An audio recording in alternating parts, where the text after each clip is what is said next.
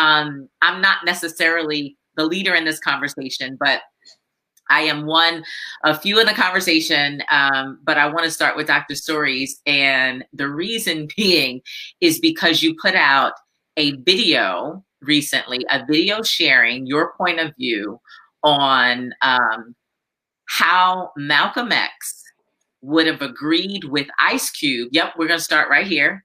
Malcolm X would have agreed with Ice Cube in calling for fundamental shift for the quality of life for the descendants of African slaves. And so let's talk about that, Dr. Stories. And for those of you who may not have seen or heard, of course, Ice Cube's views, just know that Reverend Stories produced an op-ed, a video op-ed, and ruffled some feathers. So Reverend Stories, can you talk a little bit about that? Well, yeah, first of all, thanks to MOBE for the leadership. The leadership, not just in response to this electoral season, but the leadership that has forged relationships between Black people for the success of Black people. And I want to commend MOBE. And I'm here because this is MOBE. I'm here because MOBE is explicitly Black.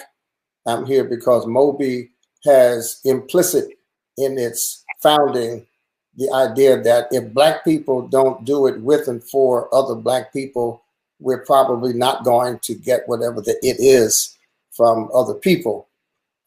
Let me also be clear. Well, and thank you, D. Marshall, my old friend, well, not old, but you know, a friend of many years. What I said and what people need to listen to is that Malcolm X would agree with Ice Cube on the issue of Democrats being as racist as Republicans. That's what I said. I'm not dealing with the Trump's campaign. I'm not dealing with the Platinum Plan. I'm really not even dealing with Ice Cube's so-called plan. What I was dealing with was the fact that if we think our salvation is in either Democratic or Republican politics, or if we think our salvation is in politics at all, then we're suffering from something Dr. Obari really has to treat, and that is a form of insanity, because on the one hand, you can't believe in systemic racism that has been perpetuated by a government for all of these hundreds of years, and then on the other hand, believe that that same government is going to liberate you. So to the extent that Ice Cube made a good point, what I said was that Malcolm X, in his speech where he talked about Dixiecrats being Democrats, and he talked about basically politics being saturated with racism, that is where I said Malcolm would agree with Ice Cube.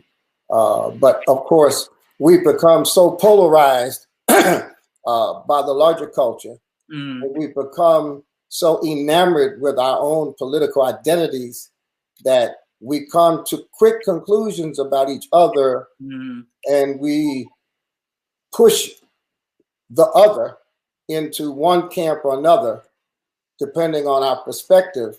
And it's almost like a default. If you are not in lockstep with one political party, the assumption we make is that you're with the other political party.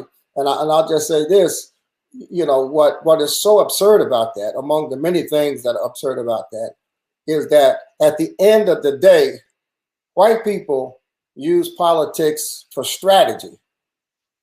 And we identify politics as a basis for hating each other.